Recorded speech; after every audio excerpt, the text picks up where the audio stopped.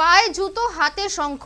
Vote প্রচারের মধ্যেই চৈতন্য মহাপ্রভুর মন্দিরে দাঁড়িয়ে শঙ্খ বাজান বরানগর বিধানসভা কেন্দ্রের উপনির্বাচনের তৃণমূল প্রার্থী সায়ন্তিকা বন্দ্যোপাধ্যায়। সেই নিয়ে শুরু হয়েছে বিতর্ক।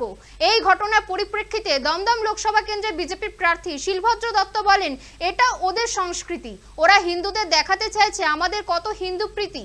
উনি মানুষের পর্যায়ে পড়েন কিনা সন্দেহ আছে বলে প্রতিবাদে সরব হলেন দমদম লোকসভা কেন্দ্রের বিজেপি প্রার্থী শিলভদ্র দত্ত। শিষ্টাচার নিয়ে সায়ন্তিকা বন্দ্যোপাধ্যায়ের তীব্র সমালোচনা করেন বিজেপি প্রার্থী। ওদের যেটা হচ্ছে এটা লোক দেখানো কাজ।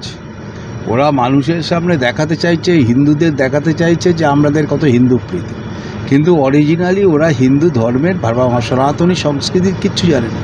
সুতরাং এবং শুধু এর সনাতনী সংস্কৃতি কেন বলবো, পৃথিবীতে কোনো ধর্মের যারা ধর্ম বিশ্বাস করেন মানুষ, তাদের যে আরাধ্য দেবতা যেখানে থাকেন বা কাউকে শ্রদ্ধা জানাতে যেখানে যান, সেখানে জুতো খুলেই যান। এটাই শিষ্টাচার মানুষের। তাই এরা মানুষের পর্যায়ে পড়ে কিনা সন্দেহ আছে তার জন্য। এবং উনি তো এসছেন, উনি তো জানেন না যে যিনি মারা গেছেন তার কি অবদান আছে। ওনাকে যেতে হচ্ছে, উনি জেতার জন্য উনি এসছেন, এমপি টিকিট পাননি, রাগ করেছিলেন, ওনাকে একটা টিকিট দিয়ে দেওয়া হচ্ছে, উনি এমএলএ টিকিট পেয়েছেন। এখন ভাবছেন যদি জিতে যায় তাহলে আগামী দিন এমএলএ থাকবো, আরও কয়েকজন যারা এমএলএ আছেন সিনেমা আর্টিস্ট তাদের সঙ্গে পাশে বসবো, এইটার জন্য। উনি মানুষের মনও বোঝেন না, মানুষের ভাবনাও বোঝেন না। আর ওনারই তো এক সহকর্মী, ওনারই সঙ্গে এক সিনেমা জগতেও আছেন, তিনি তো আবার মহাদেবের মাথায় শিবলিঙ্গে তো কন্ডম পরাতে গেছিলেন, এখন আবার শিবলিঙ্গের মাথায় জল ঢালছেন।